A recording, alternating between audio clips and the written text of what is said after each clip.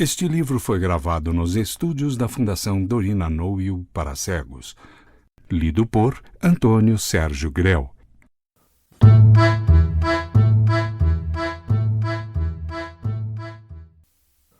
Verba testamentária. Autor Machado de Assis. Item. É minha última vontade que o caixão em que o meu corpo houver de ser enterrado seja fabricado em casa de Joaquim Soares, à Rua da Alfândega. Desejo que ele tenha conhecimento desta disposição, que também será pública. Joaquim Soares não me conhece, mas é digno da distinção por ser dos nossos melhores artistas e um dos homens mais honrados da nossa terra. Cumpriu-se à risca esta verba testamentária. Joaquim Soares fez o caixão em que foi metido o corpo do pobre Nicolau B. de C. Fabricou-o ele mesmo, com amore, e no fim, por um movimento cordial, pediu licença para não receber nenhuma remuneração. Estava pago. O favor do defunto era em si mesmo um prêmio insigne. Só desejava uma coisa: a cópia autêntica da verba. Deram-lhe, ele mandou-a encaixilhar e pendurar de um prego na loja. Os outros fabricantes de caixões, passado o assombro, clamaram que o testamento era um despropósito. Felizmente, e esta era uma das vantagens do Estado Social, felizmente, todas as demais classes acharam que aquela mão, saindo do abismo para abençoar a obra de um operário modesto, praticara uma ação rara e magnânima. Era em 1855. A população estava mais conchegada. Não se falou de outra coisa. O nome do Nicolau reboou por muitos dias na imprensa da corte, donde passou a das províncias. Mas a vida universal é tão variada, os sucessos acumulam-se em tanta multidão e com tal presteza. E, finalmente, a memória dos homens é tão frágil que um dia chegou em que a ação que Nicolau mergulhou de todo no ouvido.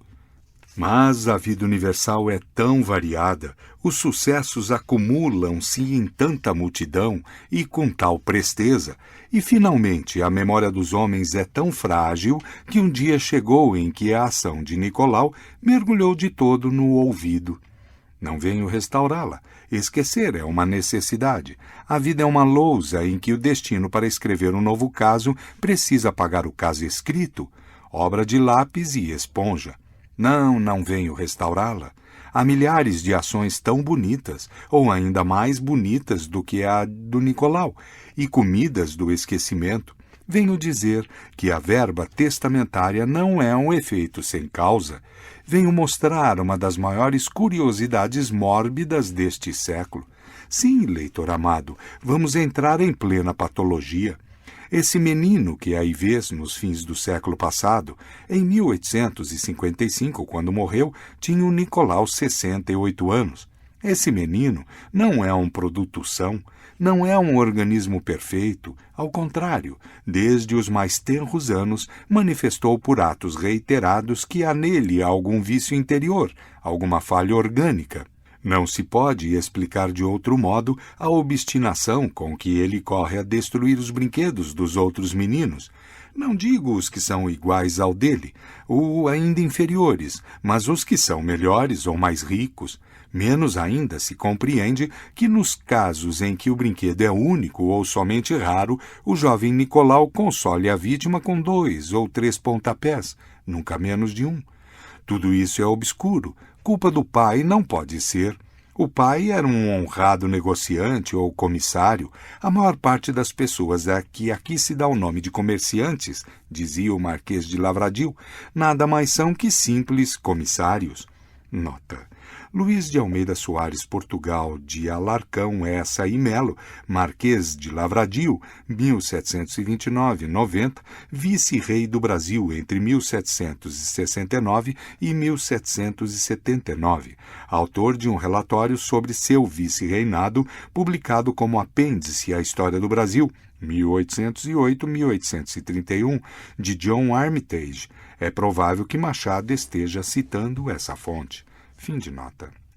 que viveu com certo luzimento no último quarto do século, homem ríspido, austero, que admoestava o filho e, sendo necessário, castigava-o. Mas nem admoestações nem castigos valiam nada. O impulso interior do Nicolau era mais eficaz do que todos os bastões paternos, e 1 ou 2 vezes por semana o pequeno reincidia no mesmo delito. Os desgostos da família eram profundos. Deu-se mesmo um caso que, por suas gravíssimas consequências, merece ser contado. O vice-rei, que era então o conde de Resende, andava preocupado com a necessidade de construir um cais na praia de Dom Manuel, e isto que seria hoje um simples episódio municipal era naquele tempo, atentas às proporções escassas da cidade, uma empresa importante. Mas o vice-rei não tinha recursos. O cofre público mal podia acudir às urgências ordinárias. Homem de Estado e provavelmente filósofo, engendrou um expediente não menos suave que profícuo: distribuir a troco de donativos pecuniários postos de capitão, tenente e alferes. Divulgada a resolução, entendeu o pai do Nicolau que era ocasião de figurar, sem perigo, na galeria militar do século, ao mesmo tempo que desmentia uma doutrina bramânica. Com efeito, está nas leis de Manu, que dos braços de Brahma nasceram os guerreiros e do ventre os agricultores e comerciantes. O pai do Nicolau, adquirindo o despacho de capitão, corrigia esse ponto da anatomia gentílica. Nota: as leis de Manu são as mais importantes coletâneas de leis da época clássica hindu, redigida entre o século II a.C. e o século II d.C. Nela se estuda a relação entre nossas ações neste mundo e a vida futura, com base na doutrina da transmigração das almas. Fim de nota. Outro comerciante, que com ele competia em tudo, embora familiares e amigos apenas teve notícia do despacho, foi também levar a sua pedra ao cais. Desgraçadamente, o despeito de ter ficado atrás alguns dias sugeriu-lhe um arbítrio de mau gosto, e, no nosso caso, funesto. Foi assim que ele pediu ao vice-rei outro posto de oficial do cais. Tal era o nome dado aos agraciados por aquele motivo, para um filho de 7 anos. O vice-rei hesitou, mas o pretendente, além de duplicar o donativo, meteu grandes empenhos, e o menino saiu nomeado alferes. Tudo correu em segredo. O pai de Nicolau só teve notícia do caso no domingo próximo, na igreja do Carmo, ao ver os dois, pai e filho, vindo o menino com uma fardinha que por galanteria lhe meteram no corpo. Nicolau, que também ali estava, fez-se lívido. Depois, num ímpeto, atirou-se sobre o jovem alferes e rasgou-lhe a farda, antes que os pais pudessem acudir. Um escândalo! O rebuliço do povo, a indignação dos devotos, as queixas do agredido interromperam por alguns instantes as cerimônias eclesiásticas. Os pais trocaram algumas palavras acerbas, fora, no adro, e ficaram brigados para todo o sempre. Este rapaz há de ser a nossa desgraça, bradava o pai de Nicolau em casa depois do episódio. Nicolau apanhou então muita pancada, curtiu muita dor, chorou, soluçou, mas de emenda, coisa nenhuma. Os brinquedos dos outros meninos não ficaram menos expostos. O mesmo passou a acontecer às roupas. Os meninos mais ricos do bairro não saíam fora senão com as mais modestas vestimentas caseiras, único modo de escapar às unhas de Nicolau. Com o andar do tempo, estendeu ele a aversão às próprias caras, quando eram bonitas ou tidas como tais. A rua em que ele residia contava um sem número de caras quebradas, arranhadas, conspurcadas. As coisas chegaram a tal ponto que o pai resolveu trancá-lo em casa durante uns 3 ou 4 meses. Foi um paliativo e, como tal, excelente. Enquanto durou a reclusão, Nicolau mostrou-se nada menos que angélico. Fora daquele cestro mórbido, era meigo, dócil, obediente, amigo da família, pontual nas rezas. No fim dos 4 meses, o pai soltou-o. Era tempo de o meter com um professor de leitura e gramática. «Deixe-o comigo», disse o professor. «Deixe-o comigo e com esta», apontava para a palmatória. Com esta, é duvidoso que ele tenha vontade de maltratar os companheiros. Frívolo, 3 vezes frívolo, professor. Sim, não há dúvida que ele conseguiu poupar os meninos bonitos e as roupas vistosas, castigando as primeiras investidas do pobre Nicolau. Mas em que é que este sarou da moléstia? Ao contrário, obrigado a conter-se, a engolir um impulso, padecia dobrado, fazia-se mais lívido com reflexos de verde-bronze. Em certos casos, era compelido a voltar os olhos ou fechá-los para não arrebentar, dizia ele. Por outro lado, se deixou de perseguir os mais graciosos ou melhor adornados, não perdoou aos que se mostravam mais adiantados no estudo, espancava-os, tirava-lhe os livros e lançava-os fora nas praias ou no mangue. Rixa, sangue, ódios, tais eram os frutos da vida para ele, além das dores cruéis que padecia e que a família teimava em não entender. Se acrescentarmos que ele não pôde estudar nada seguidamente, mas a trancos e mal, como os vagabundos comem, nada fixo, nada metódico, teremos visto algumas das dolorosas consequências do fato mórbido, oculto e desconhecido. O pai, que sonhava para o filho a universidade, vendo-se obrigado a estrangular mais essa ilusão, esteve prestes a amaldiçoá-lo. Foi a mãe que o salvou. Saiu um século, entrou outro, sem desaparecer a lesão do Nicolau. Morreu-lhe o pai em 1807 e a mãe em 1809. A irmã casou com um médico holandês 13 meses depois. Nicolau passou a viver só. Tinha 23 anos, era um dos petimetres da cidade, mas um singula, petimetre que não podia encarar nenhum outro, ou fosse mais gentil de feições, ou portador de algum colete especial, sem padecer uma dor violenta, tão violenta que o obrigava às vezes a triçar o beiço até deitar sangue. Tinha ocasiões de cambalear, outras de escorrer-lhe pelo canto da boca um fio quase imperceptível de espuma, e o resto não era menos cruel. Nicolau ficava então ríspido. Em casa achava tudo mal, tudo incômodo, tudo nauseabundo. Feria a cabeça aos escravos com os pratos que iam partir-se também e perseguia os cães a pontapés. Não sossegava 10 minutos, não comia ou comia mal. Enfim, dormia, e ainda bem que dormia. O sono reparava tudo. Acordava lhano e meigo, alma de patriarca, beijando os cães entre as orelhas, deixando-se lamber por eles, dando-lhes do melhor que tinha, chamando aos escravos as coisas mais familiares e ternas. E tudo, cães e escravos, esqueciam as pancadas da véspera e acudiam às vozes dele, obedientes, namorados, como se este fosse o verdadeiro senhor e não o outro. Um dia, estando ele em casa da irmã, perguntou-lhe esta por que motivo não adotava uma carreira qualquer, alguma coisa em que se ocupasse e... Tens razão, vou ver, disse ele. Interveio o cunhado e opinou por um emprego na diplomacia. O cunhado principiava a desconfiar de alguma doença e supunha que a mudança de clima bastava restabelecê-lo.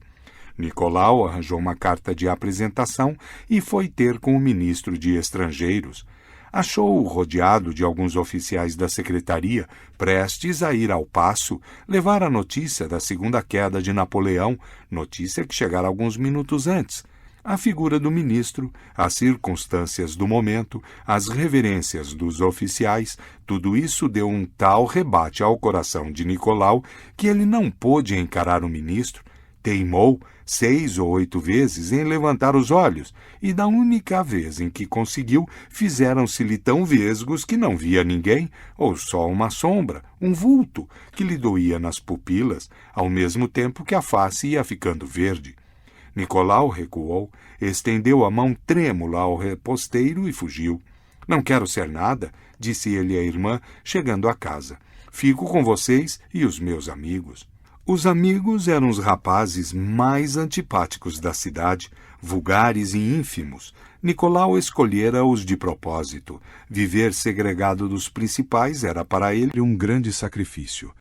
Mas como teria de padecer muito mais vivendo com eles, tragava a situação. Isto prova que ele tinha um certo conhecimento empírico do mal e do paliativo. A verdade é que, com esses companheiros, desapareciam todas as perturbações fisiológicas do Nicolau. Ele fitava-os sem lividez, sem olhos vesgos, sem cambalear, sem nada. Além disso, não só eles lhe poupavam a natural irritabilidade, como porfiavam em tornar-lhe a vida, se não deliciosa, tranquila, e para isso diziam-lhe as maiores finezas do mundo, em atitudes cativas ou com uma certa familiaridade inferior. Nicolau amava, em geral, as naturezas subalternas, como os doentes amam a droga que lhes restitui a saúde. Acariciava-as paternalmente, dava-lhes o louvor abundante e cordial, emprestava-lhes dinheiro, distribuía-lhes mimos, abria-lhes a alma. Veio o grito do Ipiranga. Nicolau meteu-se na política. Em 1823, vamos achá-lo na Constituinte. Não há que dizer a um modo, porque ele cumpriu os deveres do cargo, e íntegro, desinteressado, patriota, não exercia de graça essas virtudes públicas, mas à custa de muita tempestade moral. Pode-se dizer, metaforicamente, que a frequência da Câmara custava-lhe sangue precioso. Não era só porque os debates lhe pareciam insuportáveis, mas também porque lhe era difícil encarar certos homens, especialmente em certos dias. Montezuma, por exemplo, parecia-lhe balofo, vergueiro, maçudo, os Andradas, execráveis. Nota. Algumas das figuras de maior destaque na Assembleia Constituinte de 1823, Francisco G. Acaíba de Montezuma, Visconde de Jequitinhonha, 1794-1870, liberal exaltado, foi deportado para a Europa depois da dissolução da Constituinte. Nicolau Pereira de Campos Vergueiro, 1778-1859, foi encarcerado nessa mesma ocasião. Mais tarde, foi deputado e senador por São Paulo. Os irmãos Andrada, José Bonifácio, Antônio Carlos e Martim Francisco também foram exilados nessa mesma data. Fim de nota. Cada discurso, não só dos principais oradores, mas dos secundários, era para o Nicolau verdadeiro suplício, e, não obstante, firme, pontual. Nunca a votação o achou ausente, nunca o nome dele soou sem eco pela augusta sala. Qualquer que fosse o seu desespero, sabia conter-se e pôr a ideia da pátria acima do alívio próprio. Talvez aplaudisse in petto o decreto da dissolução. Não afirmo, mas há bons fundamentos para crer que o Nicolau, apesar das mostras exteriores, gostou de ver dissolvida a Assembleia. E, se essa conjetura é verdadeira, não menos o será esta outra, que a deportação de alguns dos chefes constituintes, declarados inimigos públicos, veio aguar-lhe aquele prazer. Nicolau, que padecera com os discursos deles, não menos padeceu com o exílio, posto lhes desse um certo relevo, se ele também fosse exilado. Você podia casar, mano, disse-lhe a irmã. Não tenho noiva. Arranjo-lhe uma, valeu? Era um plano do marido. Na opinião deste, a moléstia do Nicolau estava descoberta. Era um verme do baço que se nutria da dor do paciente, isto é, de uma secreção especial produzida pela vista de alguns fatos, situações ou pessoas. A questão era matar o verme, mas não conhecendo nenhuma substância química própria a destruí-lo, restava o recurso de obstar a secreção, cuja ausência daria igual resultado.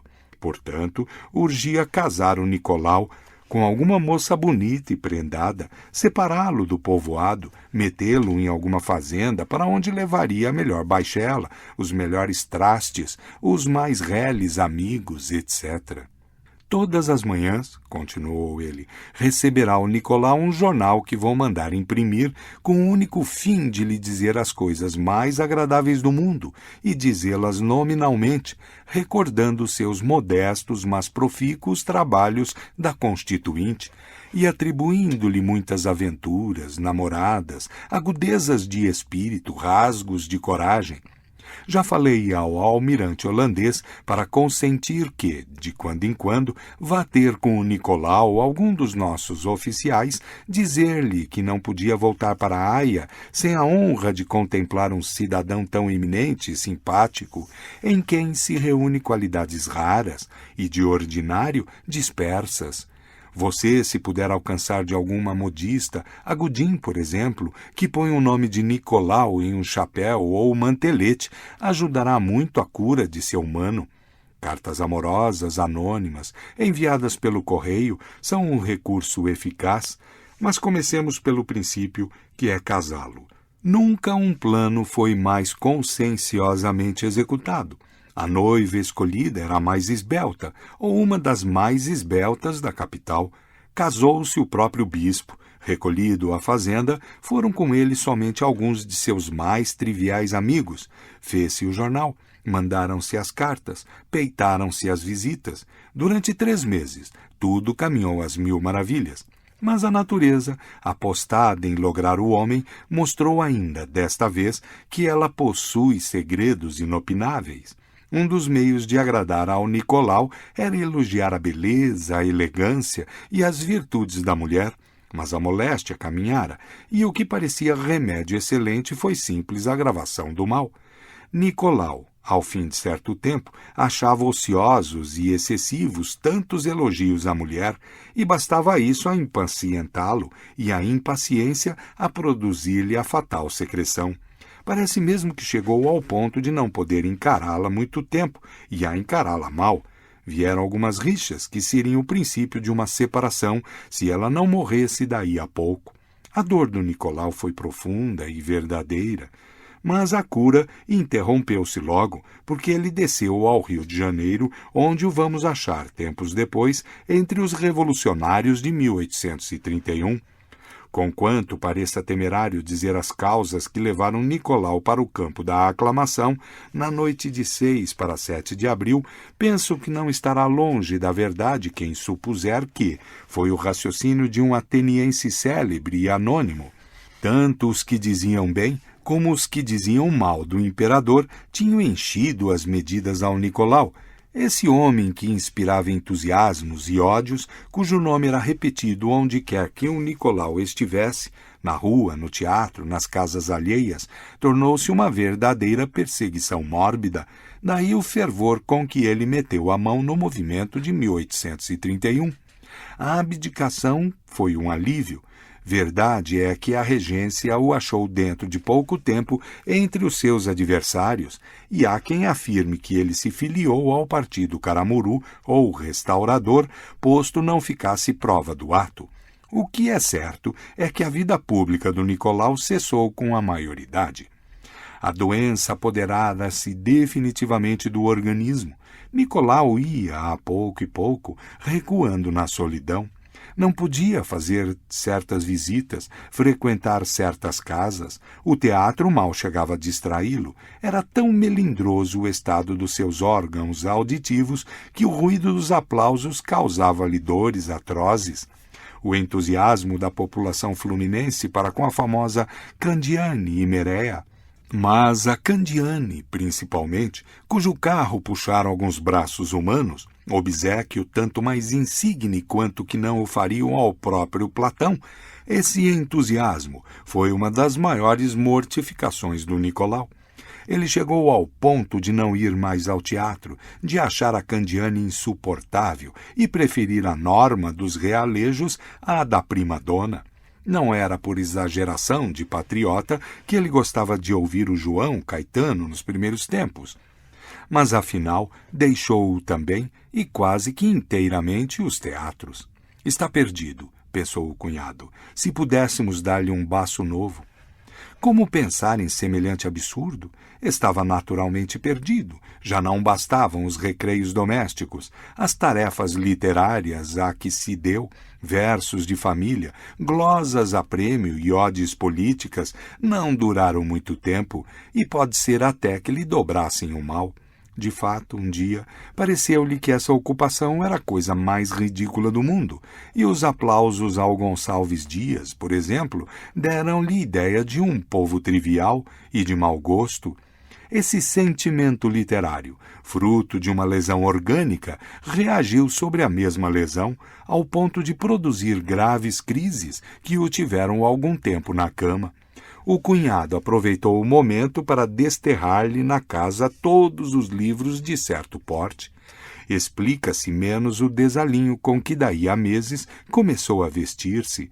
Educado com hábitos de elegância, era antigo freguês de um dos principais alfaiates da corte, o Plum, não passando um só dia em que não fosse pentear-se ao Desmarets e Gerard, coiffeurs de la cour, à Rua do Ouvidor. Parece que achou enfatuada essa denominação de cabeleireiros do Paço e castigou-os, indo pentear-se a um barbeiro ínfimo.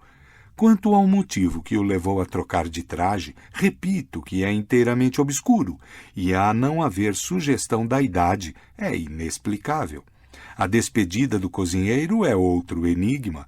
Nicolau, por insinuação do cunhado, que o queria distrair, dava 2 jantares por semana, e os convivas eram unânimes em achar que o cozinheiro dele primava sobre todos os da capital. Realmente os pratos eram bons, alguns ótimos, mas o elogio era um tanto enfático, excessivo, para o fim justamente de ser agradável ao Nicolau, e assim aconteceu algum tempo. Como entender, porém, que um domingo, acabado o jantar, que fora magnífico, despedisse ele um varão tão insigne, causa indireta de alguns dos seus mais deleitosos momentos na terra? Mistério impenetrável. Era um ladrão, foi a resposta que ele deu ao cunhado. Nem os esforços deste, nem os da irmã e dos amigos, nem os bens, nada melhorou o nosso triste Nicolau. A secreção do baço tornou-se perene e o verme reproduziu-se aos milhões. Teoria que não sei se é verdadeira, mas enfim, era do cunhado. Os últimos anos foram crudelíssimos. Quase se pode jurar que ele viveu então continuamente verde, irritado, olhos vesgos, padecendo consigo ainda muito mais do que fazia padecer aos outros. A menor ou maior coisa triturava-lhe os nervos. Um bom discurso, um artista hábil, uma sege, uma gravata, um soneto, um dito, um sonho interessante. Tudo dava de si uma crise. Quis ele deixar-se morrer? Assim se poderia supor, ao ver a impassibilidade com que rejeitou os remédios dos principais médicos da corte. Foi necessário recorrer à simulação e dá-los, enfim, como receitados por um ignorantão do tempo. Mas era tarde. A morte levou-o ao cabo de 2 semanas. Joaquim Soares? Bradou atônito o cunhado ao saber da verba testamentária do defunto, ordenando que o caixão fosse fabricado por aquele industrial. Mas os caixões desse sujeito não prestam para nada e... Paciência, interrompeu a mulher. A vontade do humano há de cumprir-se. Para ler este conto, acesse www.poeteiro.com